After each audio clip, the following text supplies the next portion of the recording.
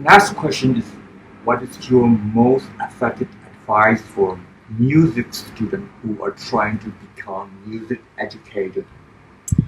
All right, well, I'm going to break this down into a few uh, component parts here. And I'm going to start with this one.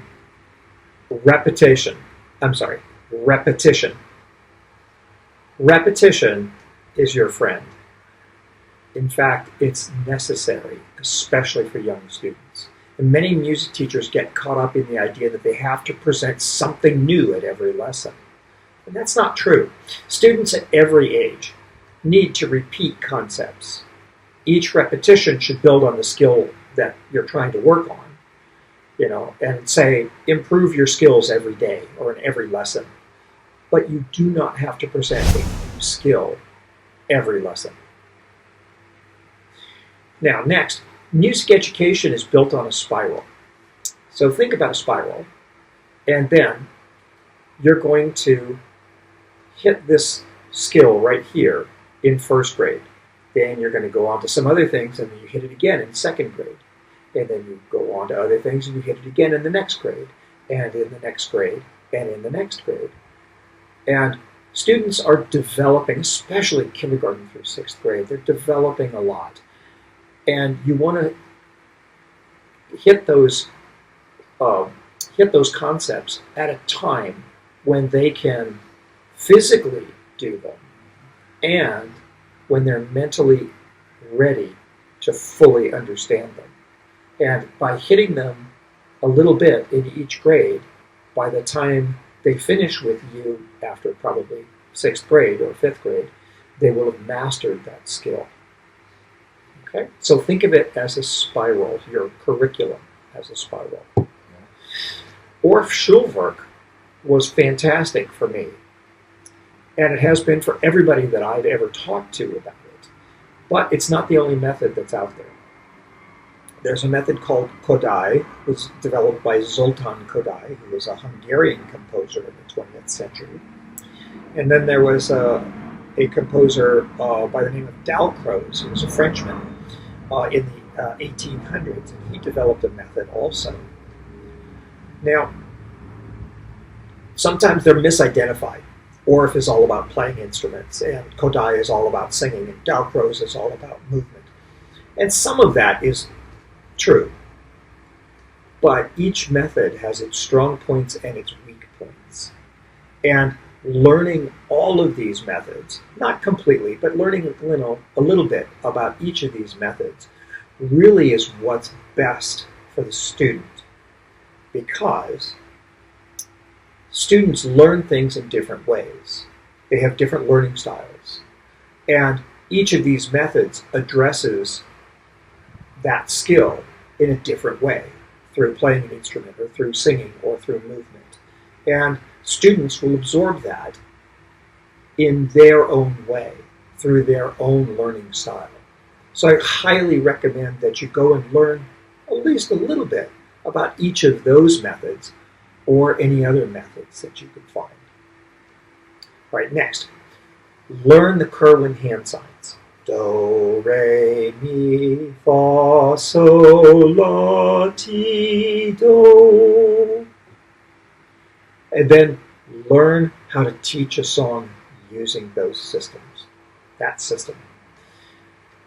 It gives the students something to hang on to as they're trying to create the pitch with their voice.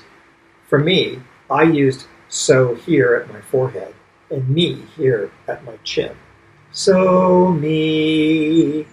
And that distance gives the students something to be able to grab a hold of and hold on to, so that they can use the rest of those signs to help them learn a melody.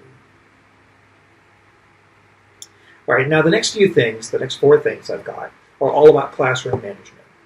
All right, because if you're not in control of your classroom, you're not going to be able to teach anything at all. So it doesn't matter.